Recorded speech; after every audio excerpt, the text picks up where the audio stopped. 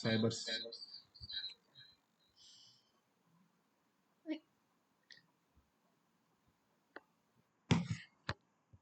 Security దగ్గర.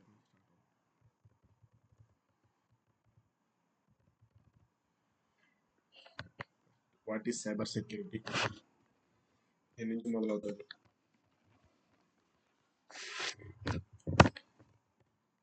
Cyber సెక్యూరిటీలో మనము సెక్యూరిటీ ప్రొవైడ్ చేస్తాం. సో సైబర్ సెక్యూరిటీ డొమైన్కి వచ్చేసరికి 2 రకాల జాబ్లు ఉంటాయి. ఒకటి అఫెన్సివ్, 2 డిఫెన్సివ్.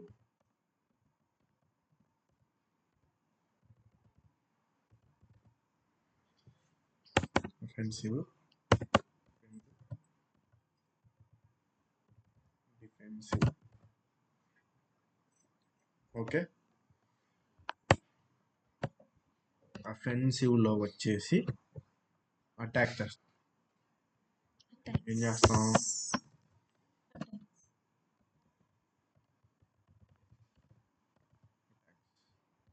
డిఫెన్సివ్లో వచ్చి డిఫెండ్ అంటే కాపాడుతాం. దేన్ని? అన్నిటిని. అఫెన్సివ్లో వేటినైతే అటాక్ చేస్తామో డిఫెన్సివ్లో వాటన్నిటిని కాపాడతాం. For example laptops,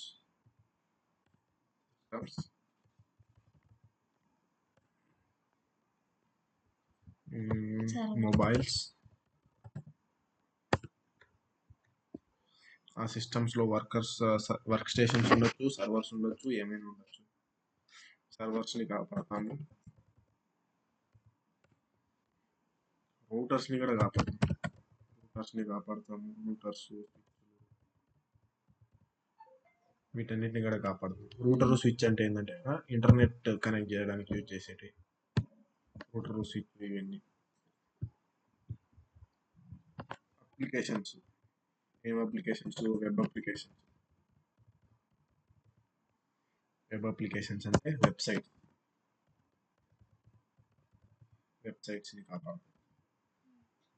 okay, defensive అంటే వీటన్నిటిని కాపాడుతూ వస్తాం. పైన అన్నిటిని అటాక్ చేస్తాము, కింద ఉన్న వాటన్నిటిని డిఫెండ్ చేస్తాము. నోట్స్ ఉంటే రాసుకోవచ్చు, లేకపోతే మళ్ళీ ఇది మొత్తం నేను వాట్సాప్లో పెట్టమంటే పెడతాను రాసిందంతా. ఓకే, డిఫెన్సివ్లో వీటన్నిటిని కాపాడుతాము. కాపాడడం అంటే ఎట్లా? ఏం జరుగుతుంది, ఎలా జరుగుతుంది, ఎటువంటి అటాక్లు జరుగుతున్నాయి, ఈ అటాక్లన్నిటిని అనలైజ్ చేసి కాపాడతాం. వీటన్నిటికీ మనము ఫేమస్గా ఒక రోల్ ఉంటుంది. ఏం రోలు? సాక్ రోల్. మనం దీంతో అఫెన్సివ్లో విఐపిటి జాబ్లు అయితే ఎట్లయితే ఉంటాయో డిఫెన్సివ్లో ఫేమస్గా సాక్ జాబ్లు అనేవి ఉంటాయి. ఈ సాక్ వాళ్ళు ఏం చేస్తారంటే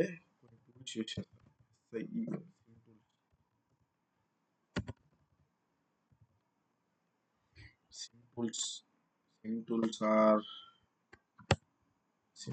are like QRadar, Splunk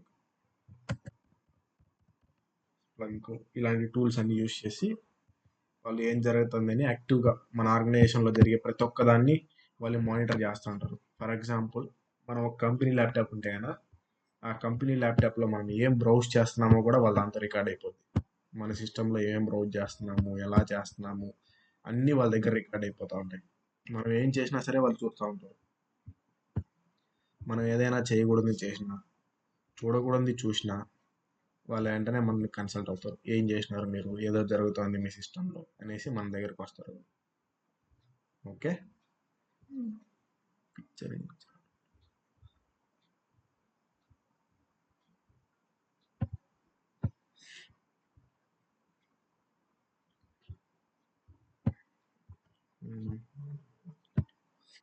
మళ్ళీ తర్వాత ఇవి కాకుండా ఏవి బాగా యాంటీవైరస్ మన చిన్నప్పటి నుంచి వింటూ ఉంటాం యాంటీవైరస్. ఆ తర్వాత కొత్త పదం EDR, end point detection and response. ఇవన్నీ కాకుండా మళ్ళీ కొన్ని ఉంటాయి, ఐడిఎస్, ఐపిఎస్ అని చెప్పేసి మళ్ళీ డిఫరెంట్ ఇవన్నీ డిఫెన్సివ్ టూల్స్ అన్నీ యూస్ చేసి వాళ్ళు కాపాడుతూ ఉంటారు. ఇవన్నీ డిఫరెంట్గా పనిచేస్తాయి. ఫర్ ఎగ్జాంపుల్ మన యాంటీవైరస్ ఉంది. యాంటీవైరస్ సిగ్నేచర్ బేస్ మీద పనిచేస్తుంది. సిగ్నేచర్ అంటే అదేదైనా కావచ్చు. ఫర్ ఎగ్జాంపుల్ ఒక మాల్వేర్ పేరు కావచ్చు, ఒక వైరస్ పేరు కావచ్చు, ఆ వైరస్కి సంబంధించిన ఏదో ఒక స్ట్రింగ్ కావచ్చు, ఆ వైరస్కి సంబంధించిన హ్యాష్ కావచ్చు, ఏదైనా సరే. ఫర్ ఎగ్జాంపుల్ ఇక్కడ చూసుకున్నట్లయితే మనం గిట్హబ్ నుంచి ఒక మాల్వేర్ని దజూ అనే దాని నుంచి ఒక మాల్వేర్ని డౌన్లోడ్ చేసినాం. అది డౌన్లోడ్ చేస్తానే నాకు మెకాఫీ చెప్తుంది డేంజరస్ వెబ్సైట్ ఇది అనేసి. అది డేంజరస్ వెబ్సైట్ అని దీనికి ఎలా తెలుసు అంటే దీని దగ్గర దానికి సంబంధించిన ఫైల్ హ్యాష్ అన్నీ ఆల్రెడీ ఉన్నాయి దీని దగ్గర. ఓకే, నేను ఏ ఫైల్ని డౌన్లోడ్ చేసిన, దీన్ని ఎలక్ట్రోరాట్ అనేది ఒక రిమోట్ యాక్సెస్ ట్రోజన్, అదొక మాల్వేర్. దాన్ని డౌన్లోడ్ చేసిన. అది చూస్తే వైరస్ టోటల్ అనేది ఒక వెబ్సైటు, అందులో ఎటువంటి ఫైల్ని అప్లోడ్ చేసినా అది మలీషియస్సా కాదా అనేసి చెప్తా ఉంటుంది. Open source website. ఓకే, అది మలీషియస్ అని చెప్పేసి చెప్తా ఉంది. దానికి సంబంధించిన హ్యాష్ ఇది. సో ఇప్పుడు రూల్ అనేది ఎలా రాస్తారంటే, ఒక సిస్టంలో ఈ పేరు మీద ఫైల్ కనపడినా, లేకపోతే దానికి సంబంధించిన హ్యాష్ కనపడినా, లేదా దాంట్లో ఉన్న ఏదో ఒక స్ట్రింగ్ కనపడినా సరే వెంటనే మాకు అలర్ట్ ఇయ్యి అని చెప్పేసి చెప్తారనమాట. ఓకే, అలా రాస్తే నీకు నీ సిస్టంలో ఆ పేరు కనపడంగానే వెంటనే నీకు అలర్ట్ వచ్చేస్తుంది. దానికి సంబంధించిన MD5 హ్యాష్, SHA-1 హ్యాష్, ఇవన్నీ అల్గారిథమ్స్ అనమాట. ఇప్పుడు లెట్స్ సే ఫర్ ఎగ్జాంపుల్ తెలుగులో ఒక రాస్తారు, ఇంగ్లీష్లో ఒక రాస్తారు, తమిళ్లో ఒక రాస్తారు అంటారు కదా, అట్టనమాట. MD5 అనేది చిన్నది, SHA-1 అనేది పెద్దది, SHA-256 అనేది ఇంకా పెద్దది. ఓకే, ఇవన్నీ డిఫరెంట్ హ్యాషెస్ మళ్ళీ తర్వాత చెప్తాను దీని గురించి. సో ఇలాంటి హ్యాష్లు ఏదైనా కనపడితే వెంటనే అలర్ట్ ఇయ్యి అని చెప్పేసి యాంటీవైరస్కి చెప్తారు. అది ఈడిఆర్ అనేది ఏంటంటే కదా, ఈడిఆర్ అనేది బిహేవియర్ బేస్డ్. బిహేవియర్ అంటే పలాని సిస్టంలో ఒక ఫైల్ వచ్చి ఆ ఫైల్ ఏదైనా సరే మన సిస్టంలో నుంచి తీసుకెళ్ళి ఇంకెక్కడైనా ఇస్తే కనుక మాకు అలర్ట్ ఇయ్యి అని చెప్పేసి ఒక రూల్ రాస్తారు. లెట్స్ సే ఫర్ ఎగ్జాంపుల్ నేను ఒక మెయిల్ పెట్టాను. ఆ మెయిల్లో ఒక మాల్వేర్ ఫైల్ ఉంది. ఒక యూజర్ అనేవాడు ఏం చేస్తాడంటే ఆ మెయిల్ని ఓపెన్ చేసి ఆ ఫైల్ మీద క్లిక్ చేయగానే ఆ సిస్టమ్ హ్యాక్ అయిపోద్ది. సో నేను అలా రాసా ఆ ఫైల్ని. ఒక సిస్టంలో ఆ ఫైల్ వచ్చింది, క్లిక్ చేసినాడు, అది క్లిక్ చేసిన వెంటనే ఆ సిస్టంలో ఉన్న డేటా అంతా తీసుకొచ్చి నాకు ఇచ్చింది. కానీ ఏ టూలు డిటెక్ట్ చేయాల, ఏ ఒక్క టూలే కానీ డిటెక్ట్ చేయాల. ఎందుకంటే నా అంతకు నేను కొత్త ఫైల్ రాసిన. ఇక్కడ వైరస్ టోటల్ ఎందుకు కనిపెట్టిందంటే కనుక ఇది ఆల్రెడీ వెల్ నోన్ ఫైల్, ఇది పబ్లిక్గా అవైలబుల్లో ఉంది గిట్హబ్లో, వెల్ నోన్ ఫైల్. ఒక అటాకర్ అనేవాడు ఎలా చేస్తాడంటే, హ్యాకర్ అనేవాడు కొత్తగా వాని కోడ్ వాడే రాసుకుంటాడు, వాడి ఫైల్ వాడే తయారు చేసుకుంటాడు, దానికి సంబంధించిన సిగ్నేచర్ ఎక్కడే కానీ ఉండదు. సో అప్పుడు ఏ టూల్కే కానీ ఆ మాల్వేర్ ఫైల్ గురించి తెలిసే ఛాన్సే లేదు. కానీ ఏ మాల్వేర్ అయినా సరే బేసిక్గా చేసేది ఒకటే, ఏ దొంగోడైనా దొంగతనమే చేస్తాడు. అలాగే ఏ మాల్వేర్ అయినా బిహేవియర్ ఒకేలాగే ఉంటుంది. సో ఆ బిహేవియర్ని బట్టి కనిపెట్టేదే ఈడిఆర్ టూల్. ఓకే, అలాగే ఐడిఎస్, ఐపిఎస్ అంటే intrusion detection system, intrusion prevention system. Same ఇది వచ్చేసి ఏంటంటే కన్నా అలాంటి బిహేవియర్స్ ఏమైనా కనపడితే ఇది అలర్ట్ చేస్తుంది. ఫస్ట్ ఐడిఎస్ డిటెక్ట్ చేసి అలా జరుగుతుందని అలర్ట్ చేస్తుంది యూజర్ని. ఇది వచ్చేసి ఏం చేస్తుందంటే కన్నా డైరెక్ట్గా ప్రివెంట్ చేస్తుంది. ప్రివెంట్ అంటే అలాంటిది ఏదైనా కనపడితే ఫస్ట్ డిలీట్ చేసేసి మళ్ళీ చెప్తుంది వచ్చి. ఇది ఫస్ట్ చెప్తుంది అంతే, ఏం చేయదు. ఇది ఫస్ట్ డిలీట్ చేసేసి వచ్చి మళ్ళీ వచ్చి చెప్తుంది, పలాంటి కనపడింది నేను డిలీట్ చేసేసిన అని చెప్పేసి మనకు వచ్చి చెప్తుంది. ఇవన్నీ డిఫరెంట్ రూల్స్. ఇవి డిఫెన్సివ్లో ఉండేటివి సైబర్ సెక్యూరిటీలో. అఫెన్సివ్లో ఉండేటివి ఇవి. ఓకే, ఇప్పుడు మనము అఫెన్సివ్ నేర్చుకున్నాం. ఓకే, అఫెన్సివ్లో మెయిన్లీ ఫస్ట్ మనం నేర్చుకోవాల్సింది most important web application security. Web application security is nothing but websites.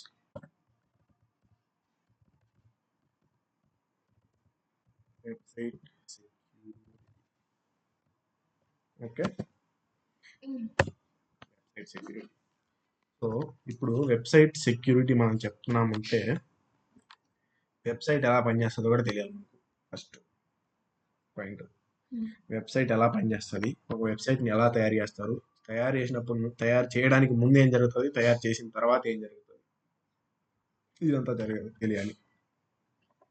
Software development life cycle, SDLC. ఈ ఎస్డిఎల్సికి సెక్యూరిటీ యాడ్ చేసినామంటే secure software development life cycle, SSDLC. Okay, మనం చేసేది ఇక్కడ ఎస్ఎస్డిఎల్సి.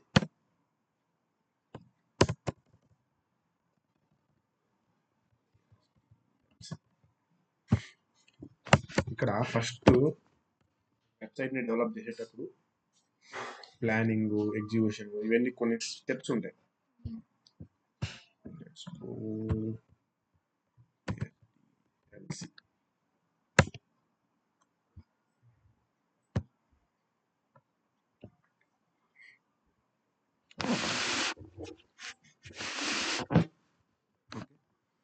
సాఫ్ట్వేర్ డెవలప్మెంట్ లైఫ్ సైకిల్ ఎక్కడికి వెళ్ళినా సరే ఈ సేమ్ పాయింట్స్ ఉంటాయి.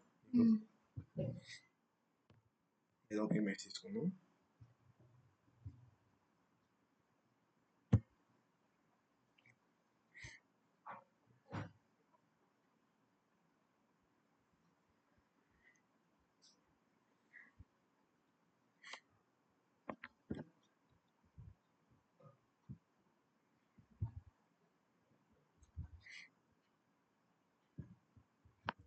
ఇక్కడ సైకిల్ కనిపిస్తుందా? Requirement analysis, design, implementation, testing. Okay, first requirement analysis దగ్గర నుంచి స్టార్ట్ అవుతుంది. ఒక వెబ్సైట్ తయారు చేస్తున్నామంటే ఏం కావాలి? ఫస్ట్ డబ్బులు కావాలి, మళ్ళీ తయారు చేయడానికి డెవలపర్లు కావాలి, దాన్ని టెస్ట్ చేయడానికి టెస్టర్లు కావాలా, వీటన్నిటిని మేనేజ్ చేయడానికి ఎంతమంది మేనేజర్లు కావాలా, ఎంతమంది మ్యాన్ పవర్ యూటిలైజ్ అవుతుంది, దానికి ఎటువంటి పర్మిషన్లు తీసుకోవాలి, ఇవన్నీ రిక్వైర్మెంట్ అనాలిసిస్ ఫస్ట్. మళ్ళీ డిజైనింగ్ ఫేస్కి వస్తాం. డిజైనింగ్ ఫేస్కి వచ్చినప్పుడు పలానా టీం పలానా దగ్గర ఉండాలా, పలానా దగ్గర పలానా ఉండాలి అని చెప్పేసి డిజైన్ చేస్తారు. తర్వాత ఇంప్లిమెంటేషన్. ఓకే, ఇంప్లిమెంటేషను ఇలా ఇంప్లిమెంట్ చేయాలి. ఫస్ట్ ఎవరు రాస్తారు కోడ్, మళ్ళీ తర్వాత ఇంకెవరు రాస్తారు. ఇక్కడ ఇంప్లిమెంటేషన్లోకి వచ్చేసరికి డెవలపర్లు ఇన్వాల్వ్ అవుతారు. ఒక్కొక్కడు ఒక్కొక్క డెవలపర్. ఫ్రంట్ ఎండ్ ఒకటి చూసుకుంటాడు, బ్యాక్ ఎండ్ ఒకటి చూసుకుంటాడు. ఫ్రంట్ ఎండ్ అంటే మనకు కనిపించేది ఏమైతే చేస్తున్నామో అది ఫ్రంట్ ఎండ్. బ్యాక్ ఎండ్ అంటే ఈ వికీపీడియా పనిచేయడానికి బ్యాక్ ఎండ్లో ఒక సర్వర్ ఉంటుంది. మనం ఇంతకుముందు చెప్పిన 100 TB సర్వర్ ఒక దగ్గర ఎక్కడ ఉంటుంది అనేసి. ఓకే, అది బ్యాక్ ఎండ్లో ఉంటుంది. ఇదంతా యాక్చువల్గా ఈ కోడ్ అంతా ఆ సర్వర్లోనే ఉంటుంది. మనం ఈ నుంచి కొట్టడం, .org కొట్టడం, అక్కడ నుంచి డేటా తీసుకొచ్చి మనకు ముందర చూపిస్తుంది. ఇది ఫ్రంట్ ఎండ్. మనకు కనిపిస్తుంది కాబట్టి ఫ్రంట్ ఎండ్, మనకు కనిపిస్తుందంతా బ్యాక్ ఎండ్. ఓకే, నెక్స్ట్ అంటే ఏం చేస్తారంటే ఒక్కొక్కరు కోడ్ డెవలప్ చేస్తారు. డెవలప్మెంట్ ఈ అప్లికేషన్స్ ఎలా అయినా తయారు చేయొచ్చు. ఇది జావాలో కొంతమంది రాస్తారు, పైథాన్లో రాస్తారు. కానీ జావా, పైథాన్లో రాసినప్పటికీ కూడా బేసిక్గా వీటిలో యూజ్ అయ్యేటి ఏమైనా ఉన్నాయంటే కనుక HTML, CSS.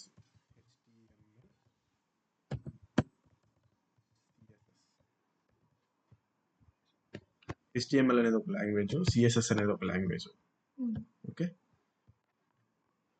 యాక్చువల్గా ఈ బొమ్మలు ఇలా ఉండాలి, ఈ ఒక సైడ్కి ఉండాలి, ఈ పై ఉండాలి, ఏమైనా చూసినా ఇవన్నీ CSS design, CSS cascading style sheet. Okay, ఇవన్నీ రాసినావంటే ఇవన్నీ వచ్చేసి నీకు HTML.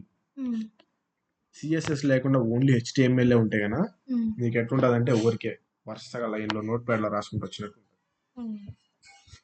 ఇక్కడ ఉండేదానికి సిఎస్ఎస్ యాడ్ చేస్తే ఇది ఇక్కడ, అది ఇక్కడ, అది ఇక్కడ, అటు సైడ్ అలాగా నీకు డిఫరెంట్ పొజిషన్స్లో సెట్ చేయడం కోసం సిఎస్ఎస్ని వాడతారు. CSS plus HTML front end నీట్గా చూపించడం కోసం యూజ్ చేస్తారు.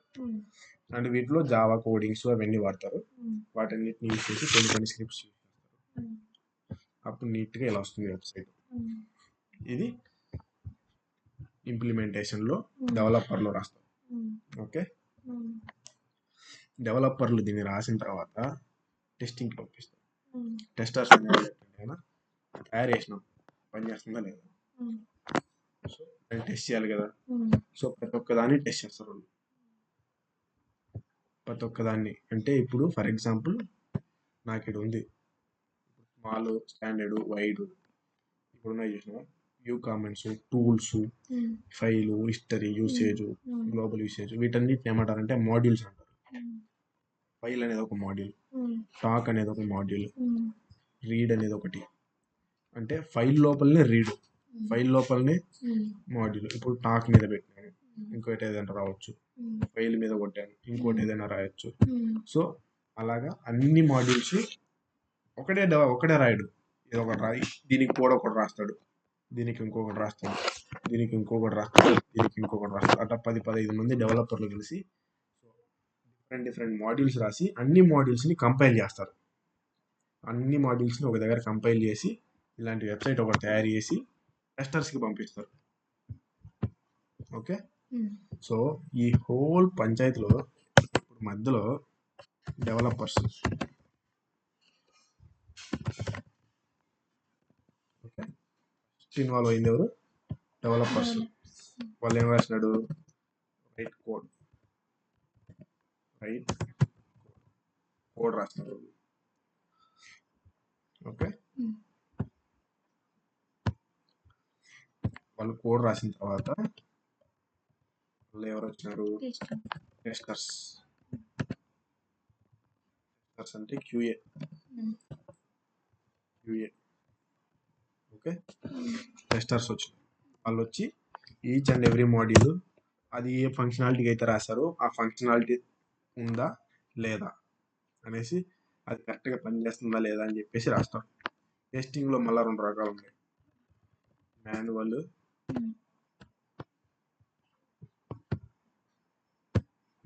ఆటోమేషన్. ఇది మనకు అవసరం లేదు సైబర్ సెక్యూరిటీకి, జస్ట్ చెప్తున్నా. మాన్యువల్ అంటే ఒక 1 by 1 చెక్ చేసుకుంటా పోతారు. ఆటోమేషన్ అంటే ఒక స్క్రిప్ట్ ఉంటుంది, ఆ స్క్రిప్ట్లో వాళ్ళకి కావాల్సిన పారామీటర్స్ని సెట్ చేసుకొని జావా స్క్రిప్ట్లో ఆ స్క్రిప్ట్ని రన్ చేస్తే ఆటోమేటిక్గా మొత్తం ఫంక్షనాలిటీ అంతా నీకు చూపించేస్తుంది. ఓకే, ఆ స్క్రిప్ట్ పర్ఫెక్ట్గా రన్ అయిందంటే ఓకే, టెస్టింగ్ పాస్. లేకుంటే వాళ్ళ దగ్గర బగ్ ఉంది, వాళ్ళ దగ్గర ఇది ఉంది, మళ్ళీ తీసుకొని రాపో. వాళ్ళ బగ్స్ ఎలా ఉంటాయంటే చాలా సిల్లీగా ఉంటాయి కొన్నిసార్లు.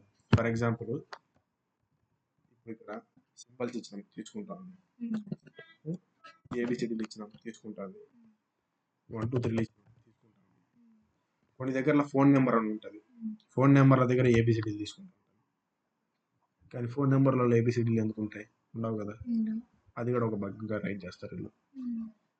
ఓకే, సో అలాంటి బగ్స్ వస్తాయన్నమాట టెస్టర్స్కి. అది టెస్టర్స్ చేసే పని. టెస్టర్స్ అయిపోయింది, డెవలపర్స్ అయిపోయింది, పక్కా సూపర్ వెబ్సైట్ కరెక్ట్గా ఉంది అనుకుంటారు. కానీ అప్పుడే విఐపి వాళ్ళు వస్తారు.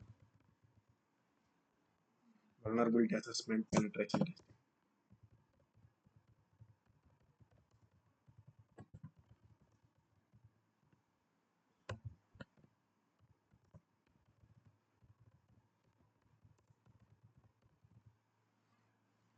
నేను చేసే పని విఐపిటి టీమ్, పెన్ టెస్టింగ్ టీమ్ అన్న ఒకటే.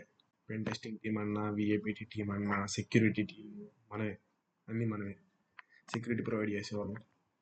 ఓకే, మన దగ్గరకు వచ్చినప్పుడు అలాగా సిల్లీగా 1 2 తీసుకుంటుంది, 3 4 తీసుకుంటుంది, అది కాదు. మనకు బేసిక్గా ఒక అప్లికేషన్లో ఏ వల్నరబిలిటీస్ ఉంటాయి, అప్లికేషన్లో ఎన్ని రకాలుగా హ్యాక్ చేయొచ్చు, ఓకే, దాన్ని చెక్ చేస్తాం. దానికి కొన్ని స్టాండర్డ్స్ ఉంటాయి అప్లికేషన్. దాంతో ఫేమస్ స్టాండర్డ్స్ వచ్చేసి ఓవాస్ప్.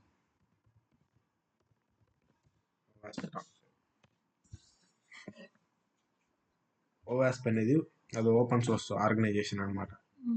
సో అది ప్రతి 4 సంవత్సరాలకు ఒకసారి గత 4 సంవత్సరాల్లో జరిగిన అటాక్స్ అన్ని క్యాలిక్యులేట్ చేసి టాప్ 10 అటాక్స్ ఏమేమి ఉన్నాయో అది ఒక లిస్ట్ రిలీజ్ చేస్తుంది.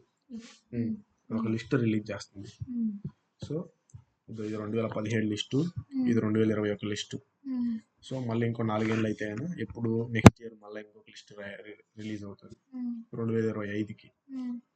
ఓకే, ఇవన్నీ డిఫరెంట్ టైప్స్ ఆఫ్ అటాక్స్ అనమాట. ఇంజెక్షన్, బ్రోకెన్ అథెంటికేషన్, సెన్సిటివ్, ఇవన్నీ రకరకాలైన అటాక్లు అనమాట. ఈ అటాక్ల గురించి మళ్ళీ చెప్తాను. ఓకే, సో వీటన్నిటిని టెస్ట్ చేస్తాను. ఇక్కడ 10 కనిపిస్తున్నాయి మనకు, కానీ ఈ 10 కేటగిరీలు అంతే ఇవి. దీని లోపల ఒక్కొక్క దాని కింద మళ్ళీ చాలా అటాక్లు, చాలా రకాలైన వల్నరబిలిటీస్ ఉంటాయి. ఓకే, వీటిని కేటగిరీస్, ఒక్కొక్క కేటగిరీ కింద డిఫరెంట్ వల్నరబిలిటీస్ కూడా ఉంటాయి. మేజర్గా ఇవి తీసుకుంటాము. మనం కస్టమర్కి ఎప్పుడైనా రిపోర్ట్ ఇచ్చేటప్పుడు పలాని కేటగిరీ కింద, for example let's say injection attack ఉంది. ఇంజెక్షన్లో SQL ఇంజెక్షన్ ఉంది, XML ఇంజెక్షన్ ఉంది, క్రాస్ సైట్ స్క్రిప్టింగ్, ఇవన్నీ ఇంజెక్షన్లే. సో ఇంజెక్షన్ అనే A3-2021 ఇంజెక్షన్ అటాక్ కింద SQL ఇంజెక్షన్ పాసిబిలిటీ ఉంది అనేది ఒక వల్నరబిలిటీ. అదే A3-2021 ఇంజెక్షన్ కింద క్రాస్ సైట్ స్క్రిప్టింగ్ అటాక్ ఉంది, అది రెండో వల్నరబిలిటీ. సో ఒకే దాని కింద 2-3 కూడా ఉండొచ్చు, 10 కూడా ఉండొచ్చు. అలాంటివి వల్నరబిలిటీస్, వాటిని మనం కనిపెడతాం అనమాట VAPTలో. మనం అంతా ఓకే, మనం ఫస్ట్ టెస్ట్ చేసినాము. టెస్ట్ చేసి మనం ఒక రిపోర్ట్ ఇచ్చినాం, వాళ్ళకి ఒక రిపోర్ట్ పంపించినాం. ఆ రిపోర్ట్ పంపించిన తర్వాత మళ్ళీ వాళ్ళు తిరిగి వచ్చి మళ్ళీ ఓకే మేము ఫిక్స్ చేసినాము, మళ్ళీ ఇంకోసారి టెస్ట్ చేయండి అంటారు. మీరు 10 పంపించినారో 20 పంపించినారో, మీరు పంపించిన ఆ 20-30 వల్నరబిలిటీస్ ఏవైతే ఉన్నాయో మేము అన్నింటినీ ఫిక్స్ చేసినాం, మా డెవలపర్లు ఫిక్స్ చేసినారు, మా కోడ్లో ఎటువంటి ఫాల్ట్ లేదు. సో మీరు ఏం చేస్తారంటే మళ్ళీ ఇంకోసారి టెస్ట్ చేయండి అని చెప్పి అడుగుతారు. అప్పుడు మళ్ళీ టెస్ట్ చేస్తాం. ఓకే, ఇప్పుడు మనము ఇక్కడ వచ్చేసి VAPTలో 2 రకాలు వస్తాం. ఇప్పుడు మనం డైరెక్ట్గా VAPTలో మనం 2 రకాలు, వాళ్ళు కోడ్ రాసినారు కదా, కోడ్ డైరెక్ట్గా కోడ్ను చెక్ చేసేది ఉంటుంది, లేదా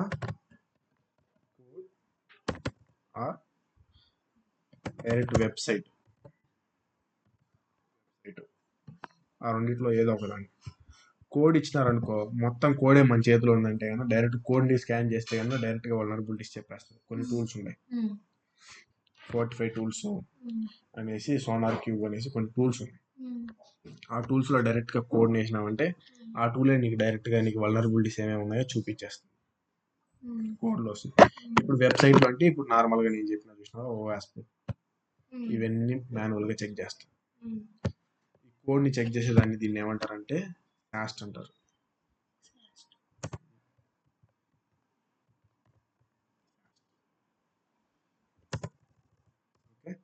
కోడ్ని చెక్ చేసేదాన్ని ఏమంటారు, SAST అంటారు. ఇంకోటి వెబ్సైట్ని చెక్ చేస్తాను చూడ, ఏమంటారంటే DAST, static application security testing, dynamic application security testing. ఇది స్టాటిక్ అప్లికేషన్ సెక్యూరిటీ,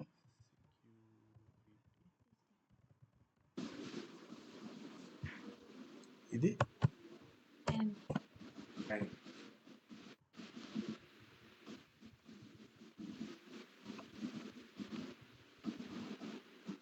ఇదంతా వెబ్సైట్ కింద ఉంది. వెబ్సైట్లోనే SAST ఉంది, వెబ్సైట్లోనే DAST కూడా ఉంది. ఓకే, DAST కోడ్ ఇస్తే కానీ ఈజీగా కనిపెట్టచ్చు, కనపడతాయి మన కళ్ళ ముందర. ఇదైతే కానీ మాన్యువల్గా చెక్ చేసి 1 by 1 ఇక్కడ ఏముంది, అక్కడ ఏముంది, ఇక్కడ ఏముంది, అక్కడ ఏముంది అని ఎత్తుక్కోవాలన్నీ. DAST అనేది నీ ఊహ, ఎంతవరకు ఆలోచించి ఎంతవరకు హ్యాక్ చేయగలం అనేది. ఓకే, శాస్ట్ అంటే స్టాటిక్ అంటే ఏంటంటే ఎందుకంటే పేజెస్ ఉంటాయి కొన్ని, ఈ పేజ్లో మనం ఏం ఎంటర్ చేయలేం, ఏమైనా ఎంటర్ చేయడానికి ఇక్కడ సెర్చ్ ఉంటుంది. ఓకే, కొన్ని పేజీలు ఉంటాయి సెర్చ్ ఉండదు, ఏం ఎంటర్ చేయడానికి ఉండదు, ఊరికి చదువుకోవడమే అంతే. ఇప్పుడు వికీపీడియా కొన్ని పేజీలు ఎట్లుంటాయంటే ఓపెన్ చేసినావా చదువుకుంటా పోయినావు, దాంతో నువ్వేం ఎంటర్ చేయలేవు, నువ్వు కొత్తగా ఏం చేయలేవు. డైనమిక్ అంటే ఏంటంటే ఏదైనా చేంజ్ అయితే కనుక దాన్ని డైనమిక్ అంటారు. Anything with changes we call it as dynamic. Static అంటే అది ఎప్పటికీ మారదు, అట్టే ఉంటుంది, నువ్వు చదువుకుంటా పోయేది స్టాటిక్, ఏం చేంజెస్ చేయలేవు, దాన్ని స్టాటిక్ పేజెస్ అంటాం. డైనమిక్ పేజెస్ అంటే ఏదైనా ఇన్పుట్ ఫీల్డ్ ఉంటుంది, ఇన్పుట్ అంటే నువ్వు ఏదైనా ఇస్తే అయినా తీసుకోవడానికి ఒక ఫీల్డ్ ఏదైనా ఉంటుంది, దాన్ని డైనమిక్ ఫీల్డ్ అంటాం. Dynamic application security. ఇక్కడ మనము శాస్ట్ చేయొచ్చు, డాష్ చేయొచ్చు. మోస్ట్లీ శాస్ట్ చేస్తారు, డాష్ కూడా చేస్తారు, సపరేట్ టీమ్ ఉంటుంది శాస్ట్కి డాష్కి. ఓకే, ఇప్పుడు మనం ఇక్కడ చెప్పినట్టు ఒక వెబ్సైట్ తయారు చేసినారు, టెస్టింగ్ అయిపోయింది, వాళ్ళు మన దగ్గరకు వచ్చినారు, వచ్చి డాష్ చేయమన్నారు. ఆ డాష్లో మళ్ళా రకాలు ఉన్నాయి. డాష్లో ఒక వెబ్సైట్ ఉంది, ఆ వెబ్సైట్కి లాగిన్ ఉంది. ఓకే, లాగిన్ అయిన తర్వాత ఏదైనా టెస్ట్ చేయొచ్చు. డాష్లో రకాలు ఏముంటాయంటే కదా వచ్చేసి బ్లాక్ బాక్స్, రెండోది గ్రే బాక్స్, మూడోది వైట్.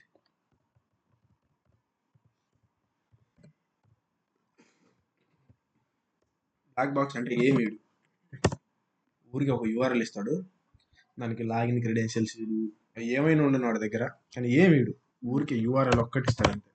ఆ యూఆర్ఎల్ ఇచ్చి స్కోప్ ఏంటంటే కానీ యూఆర్ఎల్ అంతే. ఆ యూఆర్ఎల్ ఇచ్చి ఏం చేసుకో, ఏమైనా చేసుకో, నువ్వు బ్రోకెన్ అథెంటికేషన్ చేసుకుంటావా, ఆ యూఆర్ఎల్ ఆ లాగిన్ని బైపాస్ చేస్తావా, నీ ఇష్టం. ఎలా అయినా సరే ఆ వెబ్సైట్ని హ్యాక్ చేయాలి, కాన్సెప్ట్ అది బ్లాక్ బాక్స్. గ్రే బాక్స్ అంటే ఏంటంటే నేను యూఆర్ఎల్ ఇస్తాడు ప్లస్ క్రెడెన్షియల్స్ కూడా ఇస్తాడు.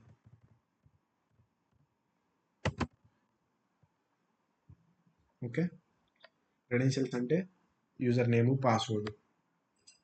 ఒక వెబ్సైట్ ఉంది, ఆ వెబ్సైట్లో లాగిన్ అవ్వడానికి ఉంది. ఫర్ ఎగ్జాంపుల్ చూపిస్తాను, ఒకటి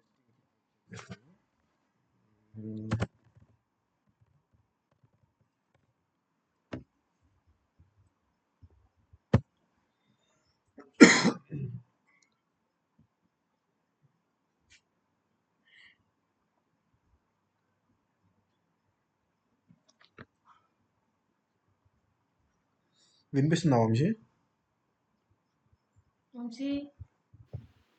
వినిపిస్తుంటా. ఓకే ఓకే, ఇది ఉంది కదా, ఇది ఒక వెబ్సైట్,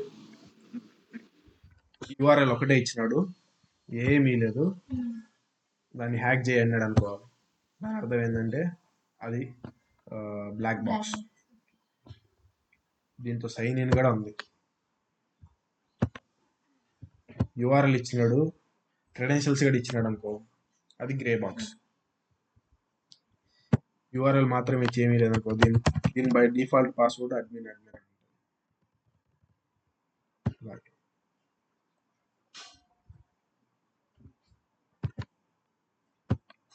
డిఫాల్ట్ పాస్వర్డ్ సెట్ చేయడం కూడా ఒక 100 రూపాయలు.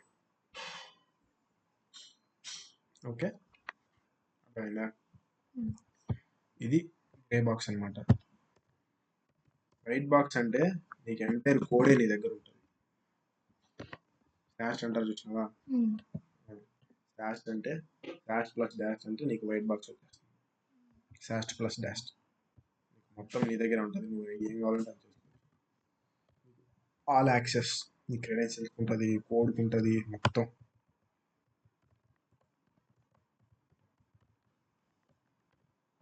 అన్నీ నీ దగ్గరే ఉంటాయి. దాన్నే వైట్ బాక్స్ టెస్టింగ్ అంటారు. ఇవన్నీ కూడా నీకు వెబ్సైట్ టెస్టింగ్లే, కాకపోతే రకాలు. సో బేసిక్గా వెబ్ అప్లికేషన్ సెక్యూరిటీ అంటే మెయిన్గా ఈ రెండే చేస్తారు విఏపిటీలో. శాస్ట్ కూడా చేస్తాం, కాకపోతే కొంచెం రేర్ శాస్ట్. ఓకే, ఇది అప్లికేషన్ సెక్యూరిటీ.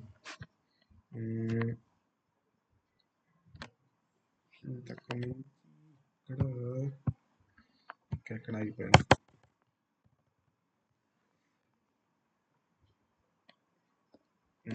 ఇది డెవలపర్స్కి సంబంధించిన లాంగ్వేజ్. బ్యాక్ ఎండ్లో PHP వాడచ్చు,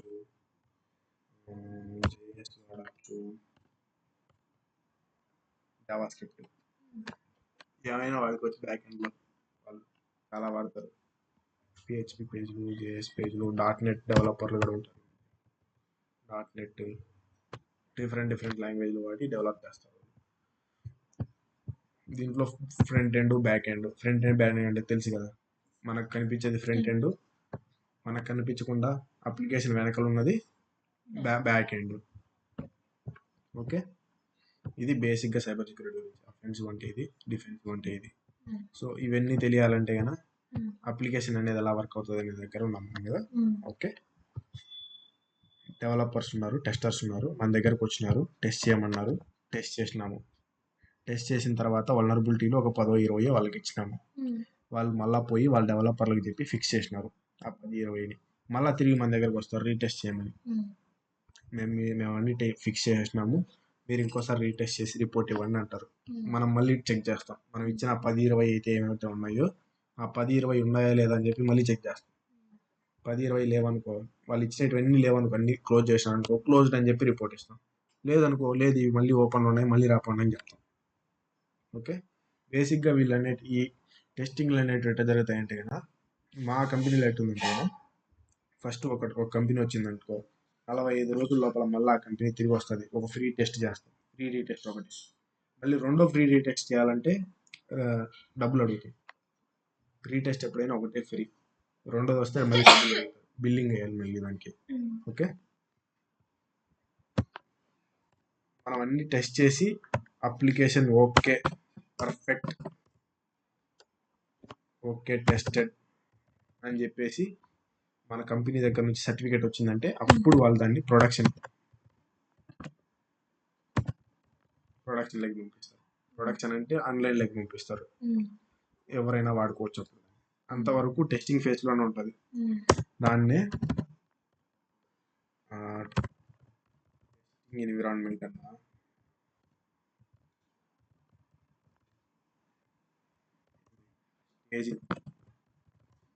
స్టేజింగ్ ఎన్విరాన్మెంట్ అన్న, టెస్టింగ్ అన్న, స్టేజింగ్ అన్న ఒకటే. ఎప్పుడు ఇది బిఫోర్ ప్రొడక్షన్.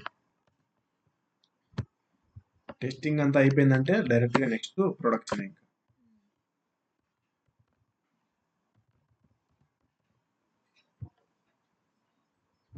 ఓకే, ఇది ప్రొడక్షన్కి ముందు ఇది మనం ఓకే అని చెప్తే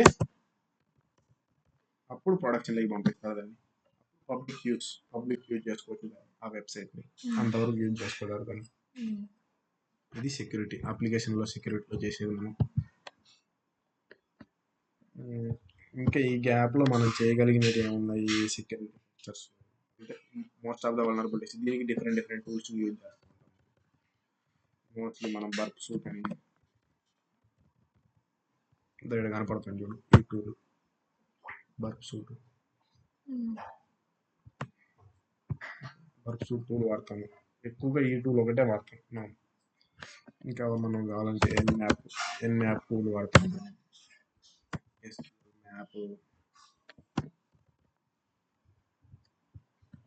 SQL మ్యాప్, ఇంకా నెక్స్ట్ కొన్ని ఓపెన్ సోర్స్ వెబ్సైట్ వాడుకోవచ్చు కావాలంటే. కాకపోతే మెయిన్ టూల్ ఇది ఒకటే, నీకు 90% ఆఫ్ టెస్ట్ నువ్వు ఏం చేయాల్సిన అవసరం లేదు, ఒక్క టూల్ ఉంటే చాలు. మళ్ళీ ఆ తర్వాత వీటన్నిటికీ తెలియాలంటే బేసిక్గా ఎన్మ్యాప్, SQL మ్యాప్, నీకు కొంచెం బేసిక్ లైనక్స్ అండర్స్టాండింగ్.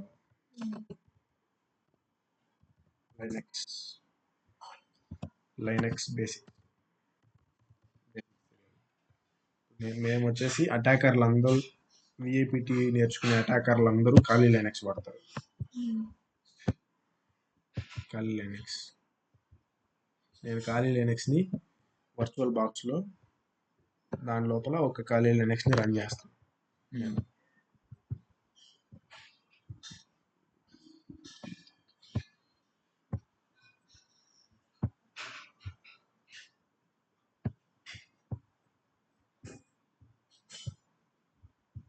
బర్బ్ సూట్ అంటే ఎటు ఉంటుంది, ఓపెన్ చేయండి. ఇది లైసెన్స్ వర్షన్ కాదు, కమ్యూనిటీ వర్షన్. ఓపెన్ చేస్తే ఇటు ఉంటుంది.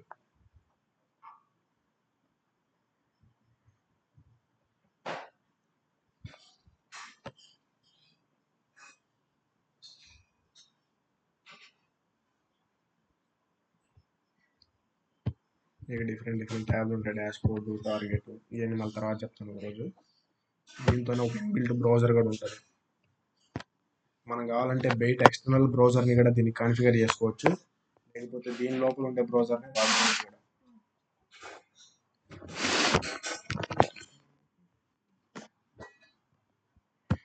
ఇంగ్లీష్లో ఇప్పుడు మనం దీంట్లో ఏం సెర్చ్ చేసినా సరే, గూగుల్ అని కొట్టాను, హెచ్టిటిపి హిస్టరీ వచ్చింది. నేను ఏం చేస్తున్నాను అంతా ఈ నుంచి పోతాను. ఇప్పుడు ఒకవేళ నేను ఏదైనా మధ్యలో ఒకదాన్ని ఆపాలనుకున్నాను, ఇప్పుడు నేను దీనిపైన క్లిక్ చేసిన, నేను కానీ మధ్యలో ఆపేస్తే రిక్వెస్ట్ ఇంటర్సెప్ట్ ఆన్ చేసిన అనుకో, దీనిపైన రిఫ్రెష్ చేస్తాను. దీనిపైన క్లిక్ చేస్తే ఆ రిక్వెస్ట్ ఇన్ని ఆగిపోతుంది. ఇవ్వాల్సిన రిక్వెస్ట్లు అన్నీ అవుతాయి. నేను ఫార్వర్డ్ కొడితేనే అవుతాయి. ఫార్వర్డ్ ఆల్, లేకపోతే ఈ వెబ్సైట్ ఓపెన్ అవ్వదు, తిరగతానే ఉంటుంది ఎంతసేపు అయినా. Forward all.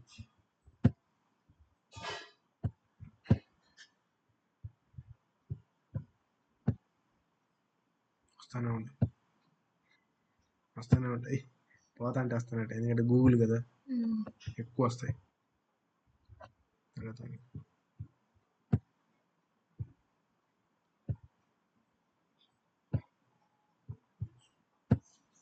ఓపెన్ అయింది. ఇది బేసిక్గా ఎట్లా పని చేస్తుంది. ఇది ఇంకా చాలా పని చేస్తుంది, కాకపోతే ఇది ఒక ఇంట్రొడక్షన్ అంతే. ఇట్లా ఉంటుంది బర్బ్ సూట్ అనేసి. ఇక్కడ వచ్చేసి లైవ్ ట్రాఫిక్ అన్ని క్యాప్చర్ అయ్యి ఉండే వల్నరబిలిటీస్ అన్ని తీసుకురావాలని, ఉన్న వల్నరబిలిటీస్ అన్ని స్కాన్ చేస్తూ ఉంటుంది. ఇది ఎట్టంటే కదా, ఒక యూఆర్ఎల్ ఉంటే నువ్వు డైరెక్ట్గా రైట్ క్లిక్ ఇచ్చి స్కాన్ కూడా పెట్టే. ఓకే,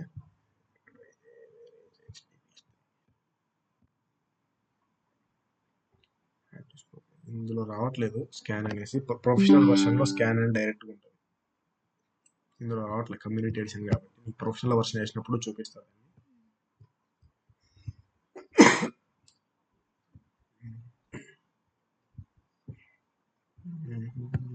అంతే, చాలు ఈ రోజుకి. అయింది మాట్లాడాలి.